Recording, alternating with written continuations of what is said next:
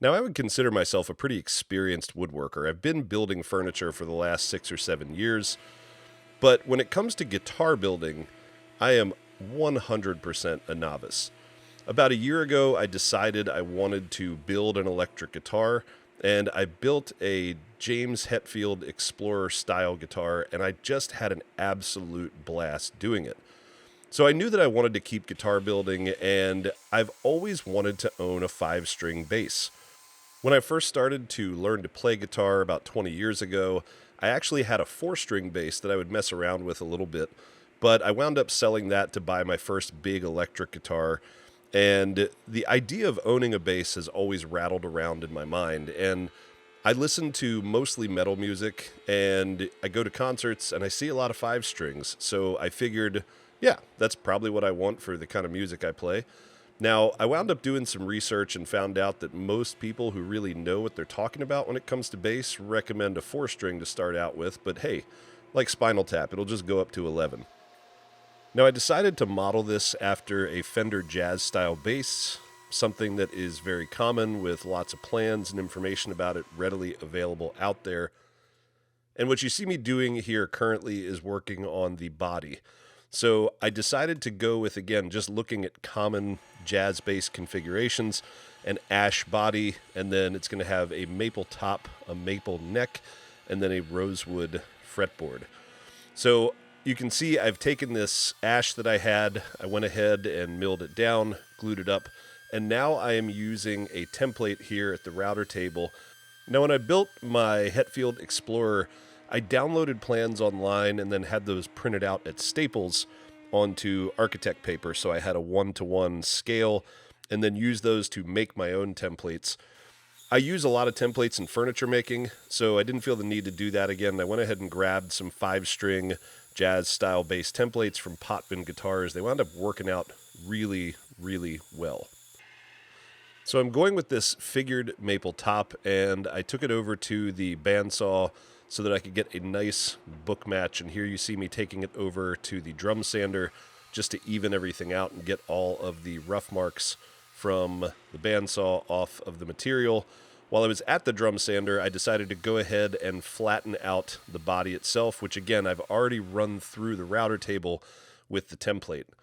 Now, one of the things that will differentiate you as a furniture maker, as a guitar maker, anybody doing any kind of woodworking is really taking time to pay attention to the details. And what you saw me pointing out there were some defects in this figured maple, and I didn't want those to come through. They were a little bit prominent. I didn't want to have to like epoxy fill them or anything like that.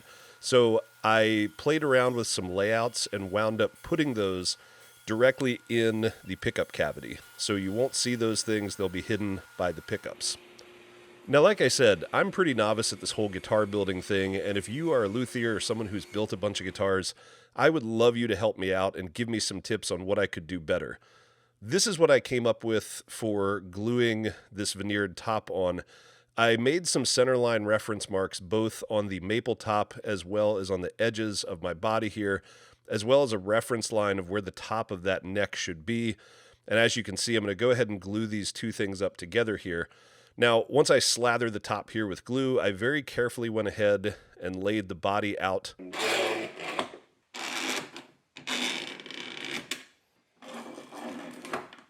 making sure that I very gently place these clamps on top. And before I apply final pressure with these initial 4 clamps at the 4 corners, I just made sure that my reference marks all lined up. In guitar building, one of the things that I have learned is that the center line is king. So you find the center line of everything and you always use that to match stuff up. And this wound up working out really well. I was really happy with how this worked. But again, this is all new to me. So if you've got a better way of doing it, I would absolutely love to get some tips and tricks for you. One of the things that I was most impressed with on my last video was the number of people who left super helpful comments. And I'm going to share some of those as we go through this video. Now that we've got a roughly shaped body, I can go ahead and start working on the neck. And one of the things that I did, I think, wrong the first time around was I wound up cutting the neck out of its full blank before I did the truss rod. So I had to get a special jig to actually do the routing for the truss rod. So this time around, I've just traced out the shape of the neck itself, and then I'm using that straight edge with an edge guide on my router to go ahead and make the cavity for the truss rod. And then obviously these truss rods, a little wider, a little deeper up at the head. And so here you see me using some hand tools to make that cavity the right size for the truss rod. Now, something I definitely wanted to point out is the fact that you can make amazing things and amazing guitars with way less tools than I have. I think social media can be sort of deceptive sometimes, and I think especially in the woodworking space, it often feels like you need to buy the biggest, the best, and the most expensive to make amazing things. And if me building these guitars is any indication, anytime you're trying something new, you're going to make mistakes, and having great tools doesn't always ensure great outcomes. So I just wanted to encourage you, if you're thinking about building a guitar, you don't have a big shop full of tools, get a couple of things and start building and start creating. You can make amazing things with a lot less than I've got going on in my shop, for sure. So now that I've got a general neck shape, I'm going to go ahead and start working on the fretboard. And here I'm using Honduran rosewood. I bought a bunch of this from my local lumber yard, Groff's Lumber, a while back. And I just like the look of rosewood. Now, one of the things that I did, and you'll wind up seeing later on with this, is there was a little bit of sapwood in this, and you can see it there in that top left. And I wanted to leave that in and incorporate it. So I made sure to cut my blank out initially with that in mind. Now, if you're considering building your first guitar, this is one of those specialty tools I definitely would buy. This helps you cut your slots for your frets, and doing this freehand, especially if you're someone who doesn't have a ton of experience woodworking and marking these all out, can be a hair-raising experience, but this makes it super easy. As you can see here, you can set it up so that the depth is exactly how you need it, and then once you've cut your fret, you take off these clamps, and you go ahead and move it, and it's got these indexed slots so that it makes it super easy to actually get your fret spacing right. And if you don't get your fret spacing right, the guitar is just not going to sound right, your intonation is going to be off, so you definitely want to make sure you do this right. Recently, I've been trying to get more and more into hand tools and have been finding more and more that they help me with a lot of real fine tuning, especially with furniture building. And I got a great comment on the first video telling me to go ahead and try using a hand plane for getting the radius on my fretboard. So that's what you see me doing here. I'm using a hand plane, and as you can see, I drew the radius there on the end of the fretboard, just very slowly taking my time to rough cut out the shape. I am going to come back with a block sander later and finish this thing off to dial that radius in. It wound up working out really well, and I know hand tools can seem a little intimidating at first, but I'd highly encourage you as a woodworker or guitar builder to give them a shot.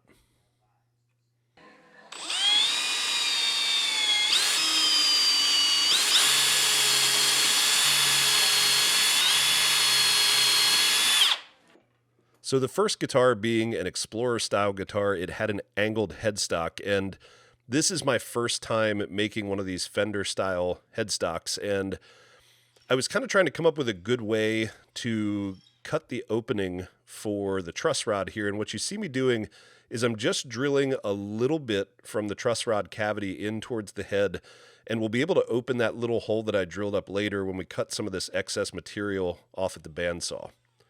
Now, I talked about center lines before, and again, with guitar building, the center line is king. So what I've done here is I'm starting to put my fretboard on and getting ready to glue that up. And you take a drill and drill through some of your fret slots so that when you go to install that fretboard, you can perfectly line things up with your center line. As you know, when you start to glue stuff up, it can get really slippery. You can put salt on it, but who really keeps salt in their shop? That's kind of a woodworking myth thing that I don't know of anybody who keeps salt in their shop. I certainly don't. So this time, instead of toothpicks, I actually used just some extra drill bits. One of the things that I had a problem with the last time was toothpicks being really fragile and kind of flimsy, and I just lost patience with it. So I went ahead, grabbed some drill bits, put those through the holes, put them into my reference holes in the neck itself, and glued it up, and good to go. The center line stayed perfect.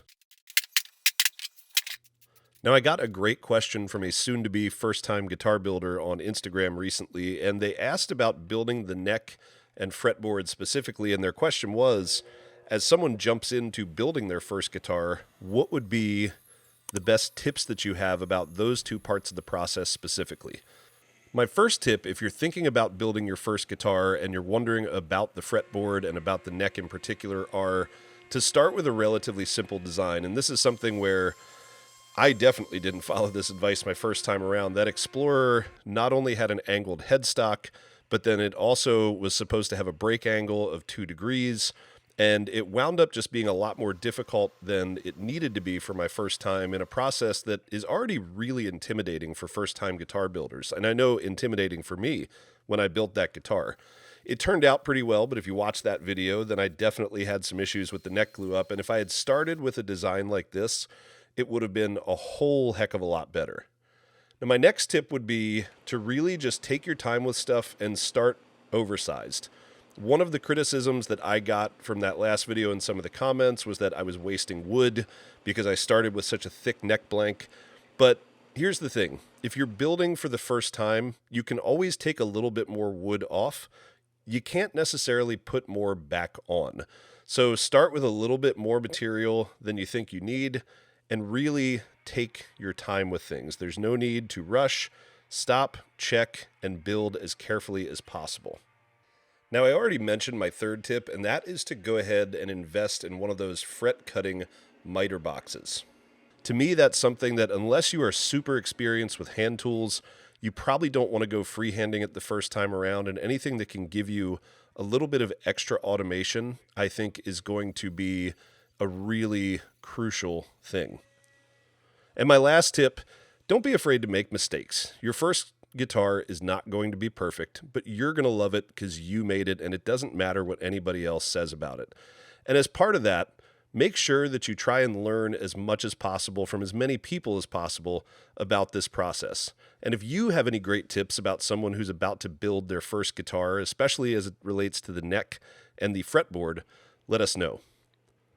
Now, as you've been seeing, I'm getting ready to do all the fretwork here, and it's time to hammer these frets into place. Just kidding. We're not going to do that. One of the top comments I got on that last video was people suggesting I buy one of these fret pressing devices, and they easily screw into your drill press, and they made this whole process so much quicker and so much easier, and especially made it really easy to get nice, consistent pressure and a very consistent installation of all the frets to their proper depth. Not having to sit there and bang everything out with a hammer was so nice and so much quicker.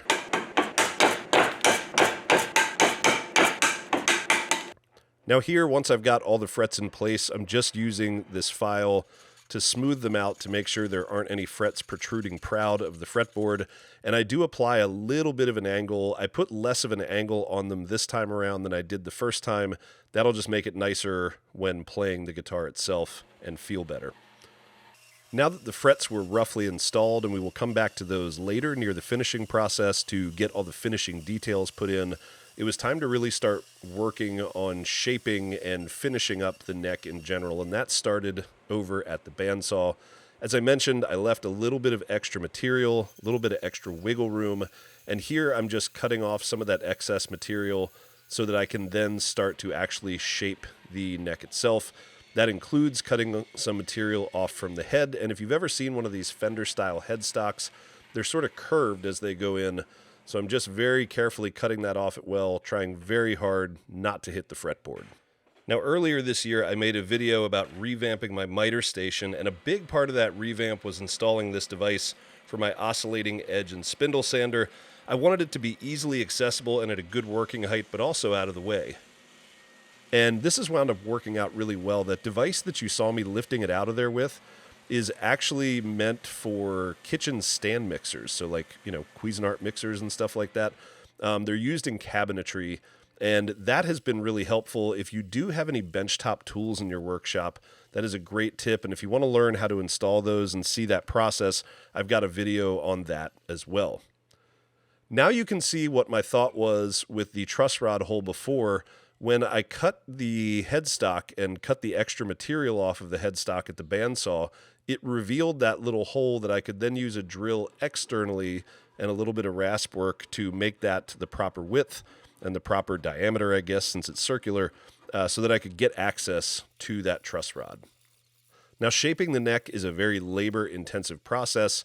that I do for the most part with rasps and then a card scraper and then sanding. What you see me doing here is I like to start out by cutting out the notches at the 1st, 6th, and 12th frets.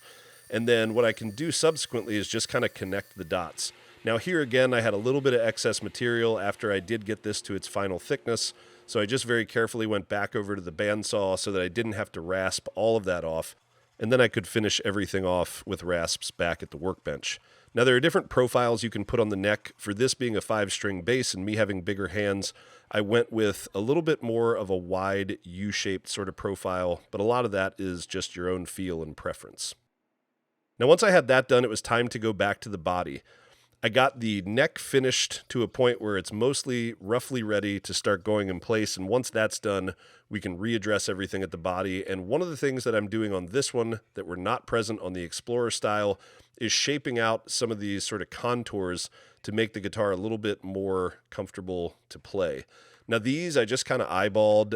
As you can see there in the background, I did have a diagram of plans that I got online just so I could get some dimensions and references, but I really just kind of shaped this out by feel, and it was more what felt comfortable and I thought looked good to me.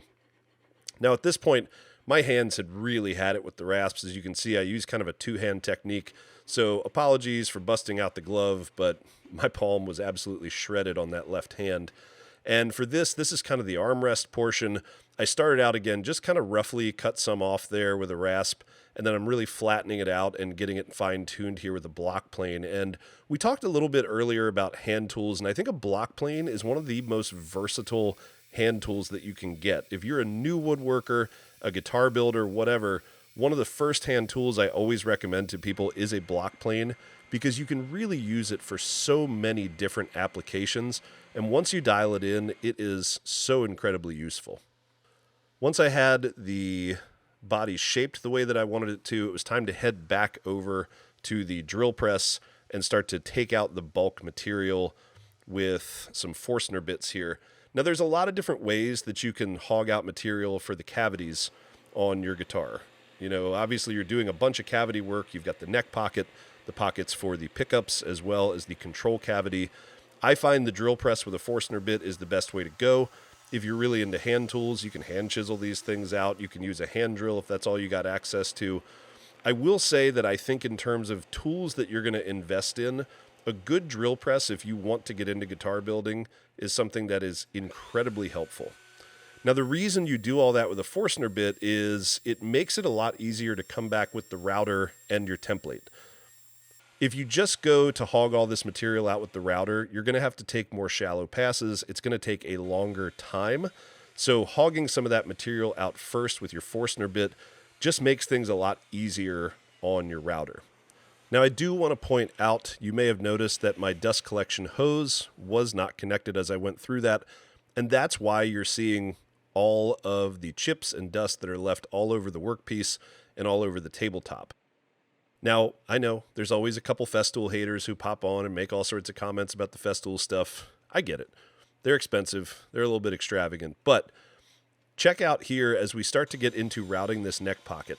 The neck pocket is open. Now, granted, maybe I'm hogging a little less material off, but the dust collection is fantastic, and your health is really important. And whenever I talk about dust collection, I always want to remind people it's for your health. So invest in good dust collection.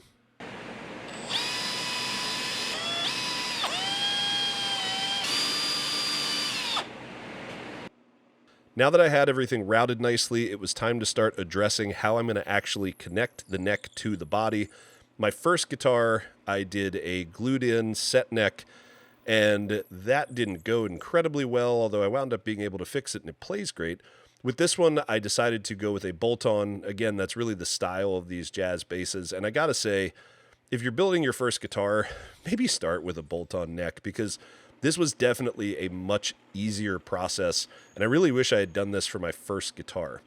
So what you saw me doing was using the template to go ahead and mark out on the guitar itself where these holes needed to be, and I could then connect the neck, use those that I drilled to transfer some markings onto the neck itself here at the heel, and I decided to go with threaded inserts, and the sole reason for that is longevity. I don't plan to take this on and off too much, but Wood screws just into wood themselves over time will loosen up, and you'll have to either fix or repair somehow. Those threaded inserts are going to last a lot longer and make for a nice secure connection. And as you can see, this is the really fun part about these guitar builds, is when you first put it together and it's like, man, I've got an actual guitar here that I'm steps away from being able to play. So now it's time to address a lot of these finishing details. Here I'm simply drilling holes for the bridge that we will eventually attach, and then you also saw me drilling for the tuners with a Forstner bit. Now, one of the finishing details that I'm still really not super confident with, and I would love to get some better advice for, is getting the nut installed properly. I used a chisel and I used this nut slot file to try to get the flattest recess for the nut possible. And this was a process of me this took a while. I was going back and forth. Here you see me using this pencil. I saw that as a trick. You run a pencil across the top of the frets to make sure that it lines up with the top of your nut. So I'm kind of using that. I don't know if that's totally correct. I'd love for somebody to help me out. But I was able to eventually get this thing dialed in, and I wound up stringing and restringing the guitar a bunch while I was doing that to make sure that the actual spacing was correct.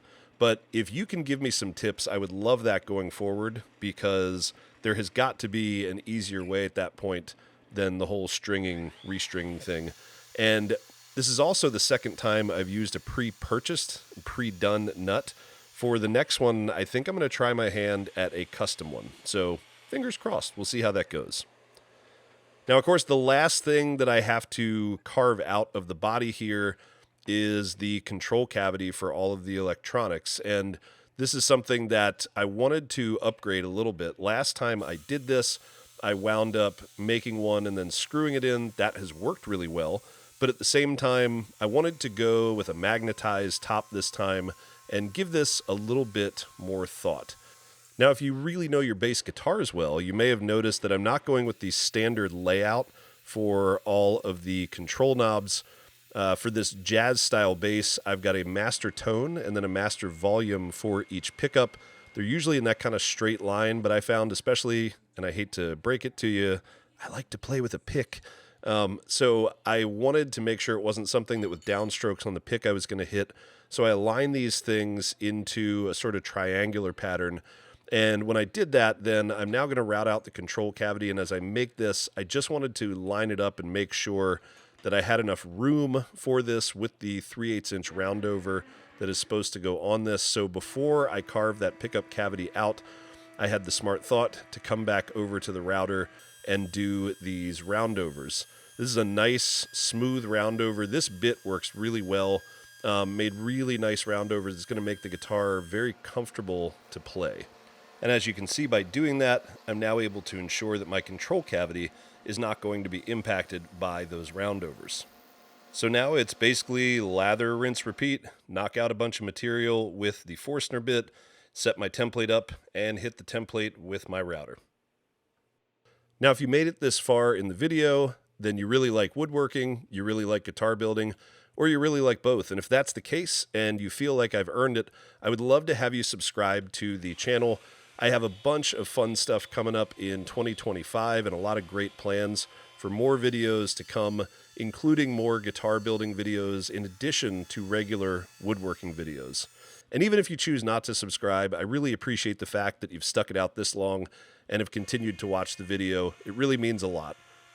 Now, one of the things that you may have noticed is I have a support piece there on the left. If you are ever routing along a very narrow surface like the edge of that guitar there, it is well worth the time to do that so that you don't have your router tipping back and forth with a blade spinning super fast like it is. Now, this was the most nerve-wracking part of the build, and it's drilling the channel between the cavities and the control cavity here. And you may be asking yourself, why wouldn't you just drill from the front? And I actually was going to do that this time, but unfortunately, there was no way that I could get the angle right. So I had to just do this slowly and carefully from the control cavity itself. And as you can see, I took a ton of time lining this up. And this is one of those moments where I think I actually shouted out loud on the raw video that I have, just celebrating the fact that I had done this without plowing that bit right through the front of that nice curly maple veneer. Now, I mentioned before that one of the things that is going to differentiate someone who's just starting out or a very average woodworker from someone who's taking a little bit extra time is just paying attention to some of these details. And when I was making the control cavity cover, I wanted as much as possible to try to match the grain on the control cavity with the grain on the back. Again, this is one of those details that people probably aren't going to notice, but it just gives it that little extra something that you look at it and you say, wow, this all flows together really smoothly. So I'm using some more curly maple for the control cavity cover, and I found a piece that I could match up some straight grain with some of the cathedral style grain.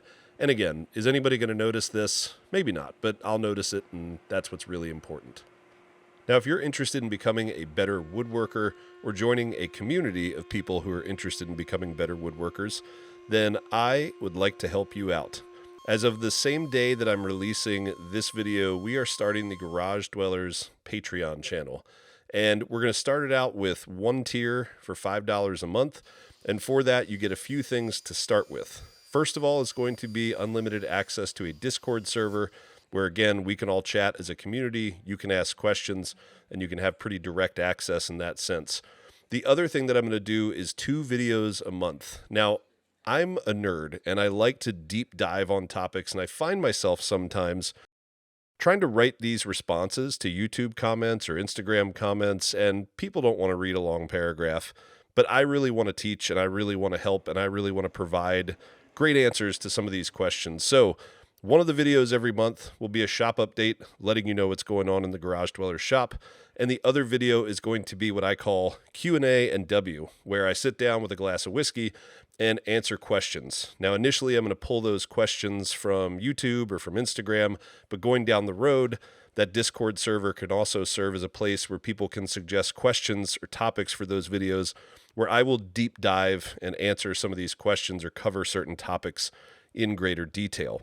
Now, like I mentioned, I'm posting the first 2 videos, so there's a shop update that is up currently on Patreon that is free for anybody, and then there's going to be the Q&A and W video for this month on dust collection, where I pulled questions from my previous video. That is going to be for paid members only, and they are only going to be on Patreon. They are not going to be coming to YouTube. So if that sounds like something you might be into, would love to have you over as some of the founding members of the Garage Dwellers Patreon channel, and you guys get to determine the direction of where we go from here.